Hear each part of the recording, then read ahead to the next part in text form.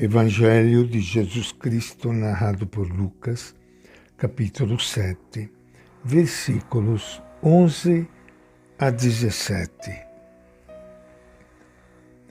Em seguida, Jesus foi para uma cidade chamada Naim. Com ele iam os discípulos e uma grande multidão. Quando chegou à porta da cidade, eis que levavam um defunto para enterrar. Era filho único e sua mãe era viúva. Grande multidão da cidade ia com ela. Ao vê-la, o Senhor teve compaixão dela e lhe disse: "Não chore." Depois se aproximou, tocou no caixão e os que o carregavam pararam. Então Jesus disse: "Jovem, eu lhe ordeno, levante-se." O morto sentou-se e começou a falar. E Jesus o entregou à sua mãe.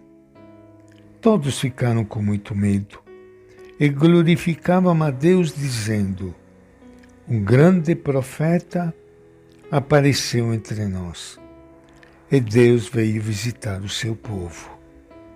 E a notícia do fato se espalhou pela Judeia inteira e por toda a redondeza. Esta é a palavra. Evangelho de Lucas. Iniciando hoje o nosso encontro com o Evangelho de Jesus, quero enviar a todos vocês que estão me ouvindo neste momento, participando desse nosso encontro, um grande abraço.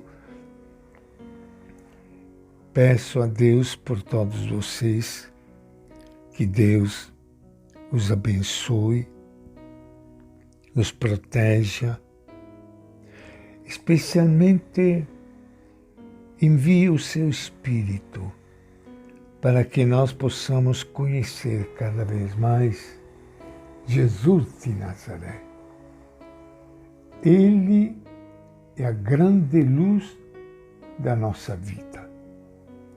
Na leitura do Evangelho, nós descobrimos cada vez mais quem é este Jesus. E olhando para ele, nós descobrimos de verdade quem é Deus.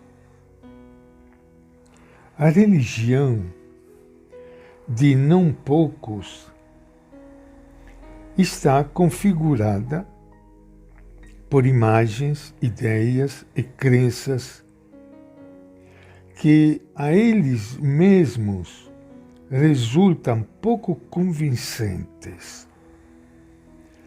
Não deixa de ter razão o teólogo Andrés Torres Queiruga quando descreve a situação religiosa de muitos nestes termos: a pessoa crê, acredita, mas muitas vezes duvida de que as coisas possam ser do jeito que está pensando. Duvida-se, mas não se ousa perguntar. Pergunta-se, mas não se obtém respostas claras.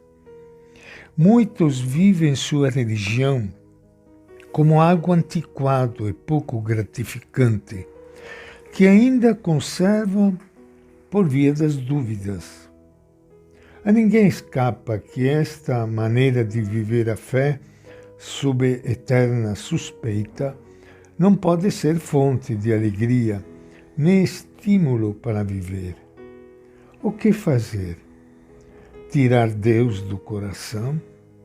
Esquecê-lo como algo que só pode interessar a pessoas que não sabem viver à altura dos tempos? Muitas pessoas precisam hoje ir ao núcleo da sua fé, desprender-se de falsas ideias que lhes impedem o encontro com Deus e viver uma experiência nova. A primeira coisa a fazer é revisar a fundo a maneira como entendemos e vivemos a religião. Às vezes pensamos que há, por assim dizer, dois mundos. Por um lado, o mundo da religião, um âmbito das crenças, ritos, orações e deveres religiosos. O mundo que pertence a Deus, o mundo que interessa a Ele. Por outro lado, a vida humana, o mundo propriamente nosso, no qual nos movemos, trabalhamos e nos divertimos, o mundo que interessa a nós. Às vezes assim nós pensamos a existência de dois mundos, o mundo da religião e o mundo da vida. De acordo com essa maneira de ver as coisas, Deus buscaria o que lhe convém, sua glória, ao passo que nós trabalhamos com afã pelo que nos convém. A Deus só interessaria o que está relacionado com o sagrado, não na nossa vida. De fato, não poucos vivem a religião procurando servir a Deus com a sensação de que fazem o que interessa a Ele, mas não o que realmente lhes convém. Que transformação quando a pessoa descobre que a única coisa que interessa a Deus somos nós. Sabia disso? A única coisa que interessa a Deus somos nós. Que Ele não pensa em si mesmo, mas em nosso bem.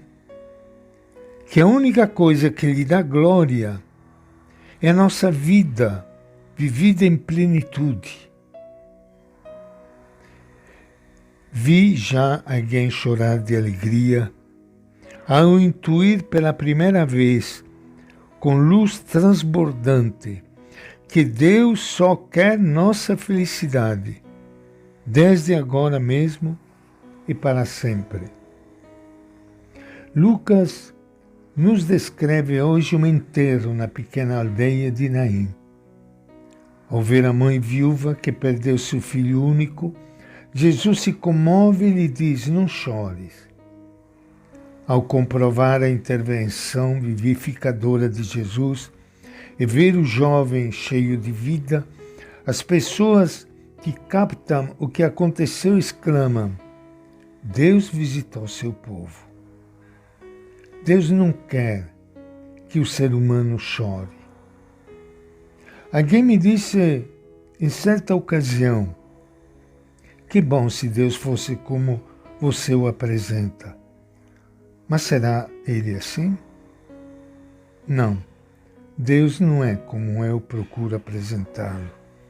Deus é sempre maior e melhor do que tudo que nós seres humanos possamos balbuciar.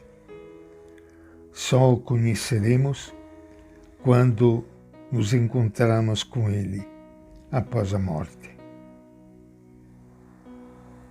E esta é a nossa reflexão de hoje, do Evangelho de Lucas.